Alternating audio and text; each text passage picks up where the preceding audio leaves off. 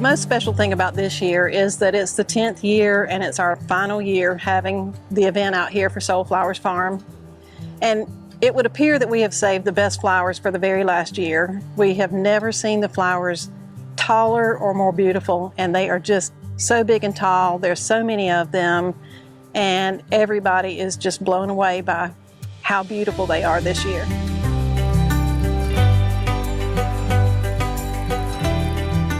When we started this project, it was a family project, and it was really uncharted waters for us. We didn't know what to expect. We couldn't do it by ourselves.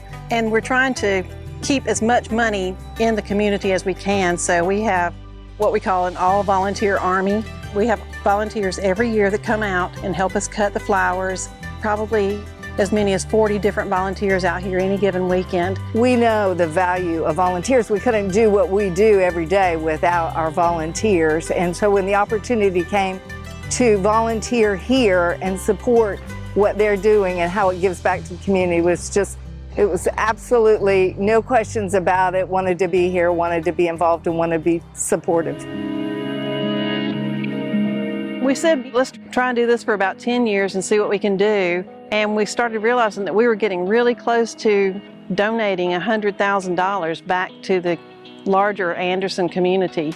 And we did. We just, with all of our wonderful visitors that came out and bought sunflowers, and they bought the sunflowers at the farmer's market, and we surpassed our goal of $100,000 with plenty of room to spare. The stories that you hear from people that come to get flowers. There was a gentleman that just left, is in from out of town picking up flowers for his mother's in the hospital. He just happened to drive by and see us. And so the stories that we hear, the impact these flowers have on people, we really sometimes have no idea what it means to somebody. Anderson is a very special place, and if you live here, you know that.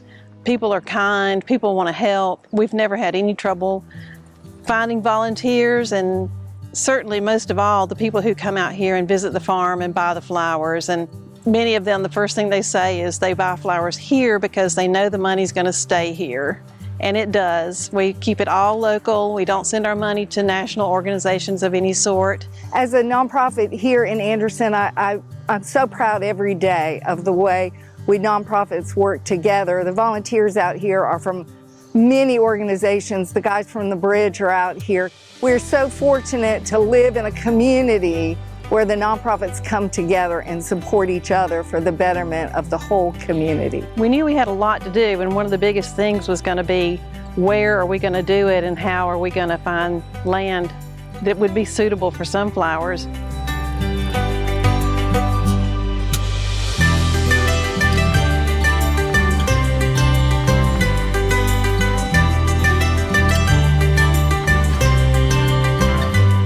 Danielle contacted me and said, I've got this crazy idea and I think it'll work. Will you talk to Billy Martin, or will you tell Billy that I'll talk to him? And I said, sure. She said, I want to grow sunflowers for the foundation and market them and let all the money go to charity. And we said, I think that's a great idea. This year, we just had the best combination of everything. The weather was perfect. We had the perfect amount of rain, perfect amount of heat. We were able to deter the deer this year with an electric fence that we put around. Everything just came together and produced the best field we've ever seen. I feel like we went out with a bang. This one was beautiful, and it was really fun to walk out here and see these big, tall sunflowers. The family, the volunteers have made this event, and they have wrapped their arms around this project and made it what it is. Overall, I think we have exceeded, or Danielle has exceeded, expectations on the amount of money that has gone back into this community. And the most important part about that is giving back. And hopefully along the way, we will have influenced some people about the art of what it takes to give back, because that's what makes this community so strong and so wonderful. Everything we do out here is volunteer. We don't pay anybody for anything other than materials and some labor actually getting the seed planted. Besides that, it's all volunteer because we wanted to give as much of it back to the community as we could. It all started as a summer job for our girls.